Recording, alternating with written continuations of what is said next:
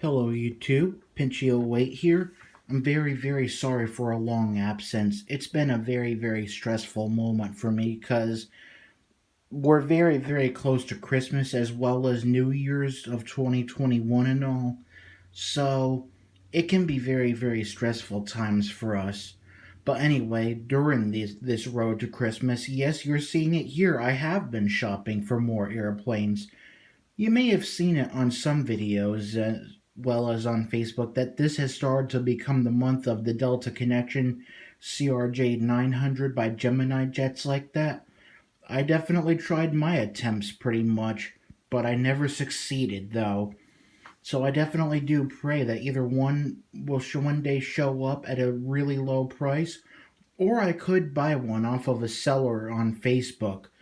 In fact, that's how I got some of these airplanes, which includes what you're looking at here, the American Eagle E175 that I finally have.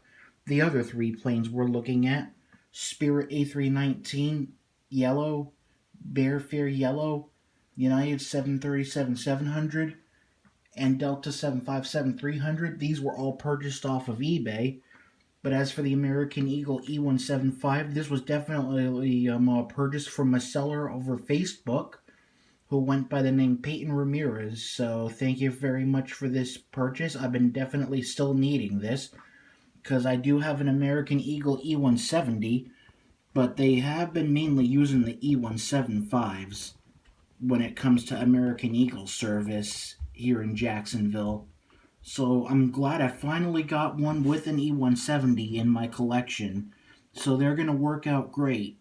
So we're going to look at these planes one by one. And then after this, I think I'm ready for this month's Jacksonville Airport update. And you'll see why very soon. So anyway, let's get a closer look. So here it is, our American Eagle E175 by GeminiJets. This was released in 2018, which is probably about, I'd say, 2 years ago. And already as of this year, it's becoming a very hard to find item like that. Really hard to find. But I'm glad I did get the E170 though. It was, I find, a very good start because they're in the same class of Embraer E-jets and all. So here's the box that it came in. So we're going to look directly and promptly at the plane. It's a very nice plane. I can't tell if this is Eagle Flight by Envoy or Republic or so, but it's a very good looking plane. Registration November 416 Yankee X-Ray. So yeah, I know what each letter in the aviation talk really stands for. It means something. So this is what an E175 looks like. So I thought for the heck of it, in this portion of the reviews, I'd throw in the E170 so you could see the difference. As you can see, the E170 has winglets pointing a little more straighter up, and the E175 has a relatively slightly longer fuselage and carries more passengers. You'll notice that the winglets are more stretched outwards rather than upright like this. So yeah, I think you get the point. Definitely glad to have both these E-jets. I remember how American did have the E190 in their fleet, but those are retired, and around here for service in Jacksonville, they have been replaced with the E170 or E175. But they're still going strong. So I'm glad to have both of American Eagle's E-jets, because I think that's all they're going to use for American Eagle. Oh, and they also do use the CRJ 900s as well as the 700s. But I think the E-jets are the real workhorses, though.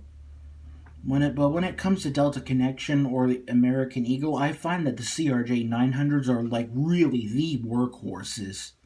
So I don't know when Gemini is ever going to re-release 1 to 400 CRJ 900s. We will see soon. We will see. So this is one to go very well from my Jacksonville airport.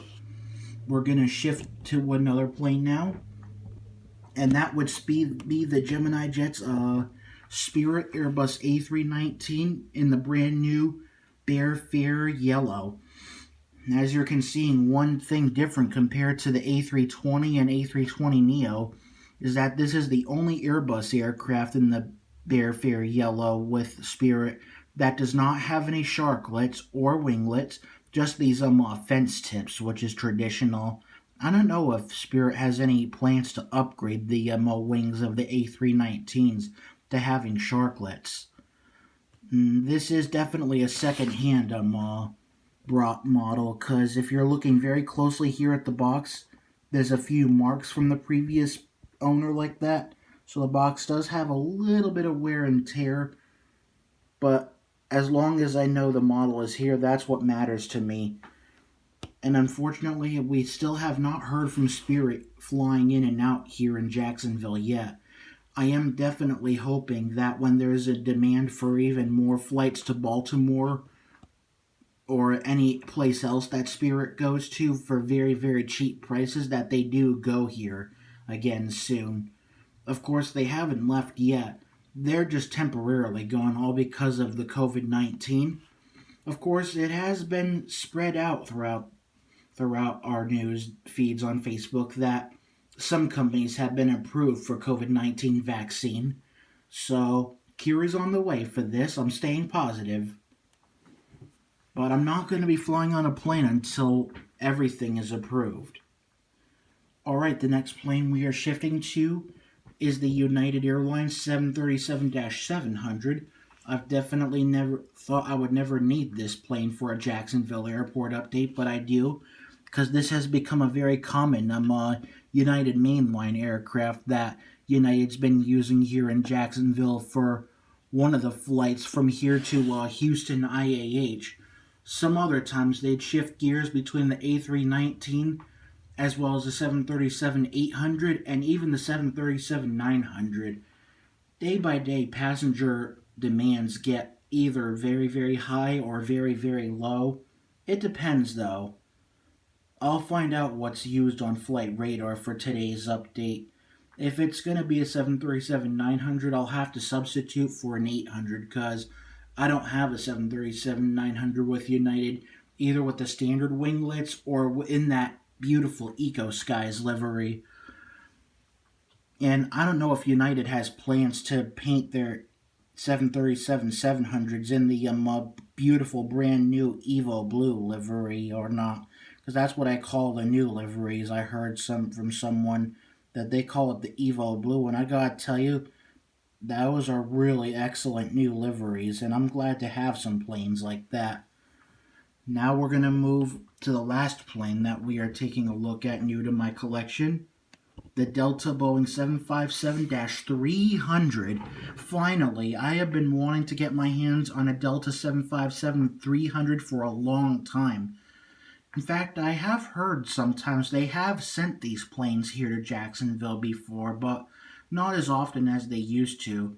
So not only will it do good for my Jacksonville airport updates, but also do good for my Atlanta airport updates. So as you can see, due to the lack of the Wi-Fi antennas as well as the aerial antennas arrays like that, this is the official Generation 1 model.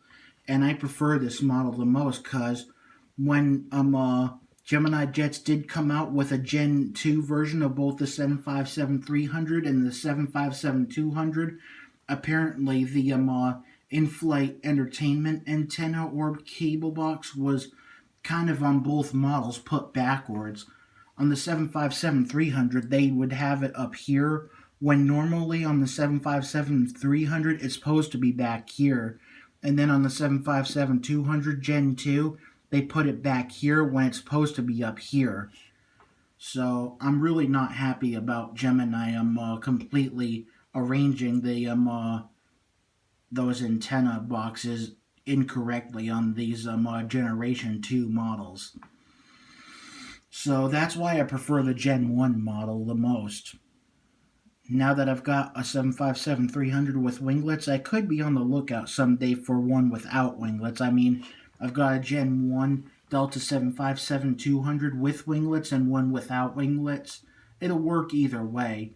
I'm still working on it though, filling in the gap for the planes that have retired from Delta's fleet, including the MD-88s, MD-90s, 737-700s, and as well as now the 777-200 LRs or ERs. The LRs though were more bigger in Delta's fleet than the ERs, so I'm glad I still have that model of the LR. Still, I'm working on it though, getting the replacement, which would be the A350-900. There's one coming out by NG Models, and there's also one still I would like to get by GeminiJets, so I would like to have both of them from both companies. Now I have an additional 717 thanks to Red River Aviation on YouTube. I still kind of do hope to get the 2018 release where the nose is not as stubby as the previous ones were released like that. Alright, well, here you have it. 4 brand new airplanes that will work out good for my Jacksonville airport and my Atlanta airport. So thank you very much for watching, and I'm sorry for the lack of uploads. I've been very busy trying to prepare for the holidays. We all know this has been a very stressful year for us this year because of the coronavirus. But I'm hearing a promising sign that there is a cure on the way for this.